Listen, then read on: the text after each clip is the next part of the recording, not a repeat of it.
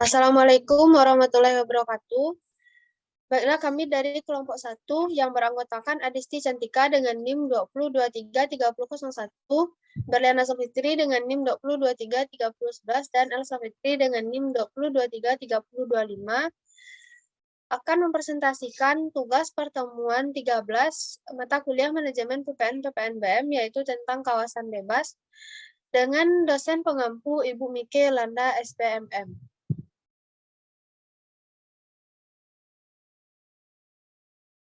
Baiklah, materi pertama akan dibacakan oleh Elsa Fitri. Kepada Elsa, disilahkan.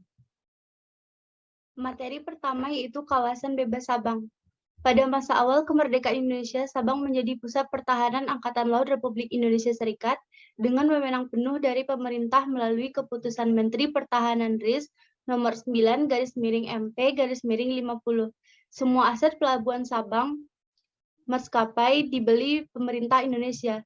Kemudian pada tahun 1965 dibentuk pemerintahan Kota Praja Sabang berdasarkan Undang-Undang Nomor 10/1965 dan dirintisnya gagasan awal untuk membuka kembali sebagai pelabuhan bebas dan kawasan perdagangan bebas. Gagasan itu kemudian diwujudkan dan diperkuat dengan terbitnya Undang-Undang Nomor 3/1970 tentang perdagangan bebas Sabang dan Undang-Undang Nomor 4/1970 tentang ditetapkannya Sabang sebagai daerah perdagangan bebas dan pelabuhan bebas.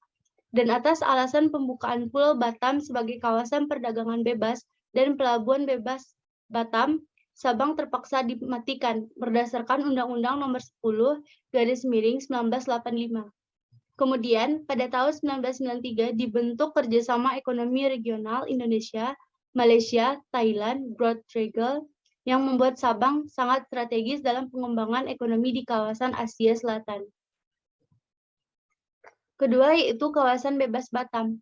Salah satu keunggulan yang dimiliki Kota Batam adalah adanya Free Trade Zone. Kawasan ini memiliki keistimewaan dibandingkan kawasan lainnya. Keberadaan kawasan tersebut dilatar belakangi oleh adanya industri-industri yang berorientasi untuk ekspor ke luar negeri. Pada dasarnya, pemberlakuan kawasan ini mengacu kepada pembebasan pajak atau cukai dengan peniadaan pajak, cukai, dan biaya lainnya. Diharapkan akan mampu meningkatkan perekonomian di sektor jasa, manufaktur, serta perdagangan. Fungsi lainnya adalah untuk meningkatkan daya saing ekspor Indonesia dengan negara-negara lainnya. Secara lebih khusus, kawasan perdagangan bebas diatur dalam PPN nomor 48 tahun 2007. Dalam peraturan perdagangan tersebut, pemerintah memberlakukan ketentuan khusus mengenai kepabeanan, perpajakan, keimigrasian, perizinan, dan juga ketenaga kerjaan. FTZ Batam masih berada dalam kerangka kepentingan nasional dalam rangka meningkatkan perekonomian Indonesia di tengah globalisasi ekonomi dunia. Bagi Batam, kawasan perdagangan bebas akan memiliki dampak positif. Investor akan menjadi semakin nyaman dengan adanya penyederhanaan sistem birokrasi, meluasnya penciptaan lapangan kerja, dan pastinya peningkatan perekonomian. Muhammad Rudi bersama PP Batam terus mengupayakan agar kawasan perdagangan bebas bisa semakin berkembang ke depannya.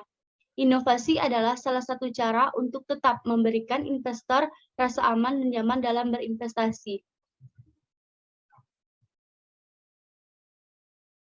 Baiklah, materi selanjutnya akan dibacakan oleh Adisti Cantika. Pada Adisti, disilahkan. Materi selanjutnya, kawasan bebas Bintan. Dengan pertimbangan bahwa sebagian wilayah kawasan perdagangan bebas dan pelabuhan bebas Bintan di kawasan industri Galang Batang telah dikeluarkan dari kawasan perdagangan bebas dan pelabuhan bebas Bintan. Pemerintah memandang perlu menetapkan peraturan pemerintah tentang perubahan atas peraturan pemerintah nomor 47 tahun 2007 tentang kawasan perdagangan bebas dan pelabuhan bebas Bintan. Atas dasar pertimbangan itu, Presiden Joko Widodo telah menandatangani Peraturan Pemerintah Nomor 41 Tahun 2017 tentang perubahan atas Peraturan Pemerintah Nomor 47 Tahun 2007 tentang kawasan perdagangan bebas dan pelabuhan bebas Bintan.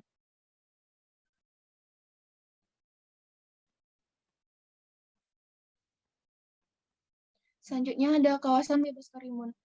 Kabupaten Tanjung Balai Karimun merupakan wilayah yang ditemukan oleh Peraturan Pemerintah Nomor 48 Tahun 2007 sebagai kawasan perdagangan bebas dan pelabuhan bebas. selama 70 tahun sejak tanggal diundangkannya yaitu 20 Agustus 2007.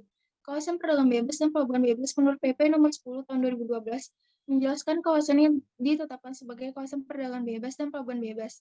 Dan selanjutnya disebut kawasan bebas adalah suatu kawasan yang berada dalam wilayah hukum Negara Kesatuan Republik Indonesia yang terpisah dari daerah pabean sehingga bebas dari pengenaan bea masuk, pajak pertama nilai, pajak penjualan atas barang mewah, dan cukai.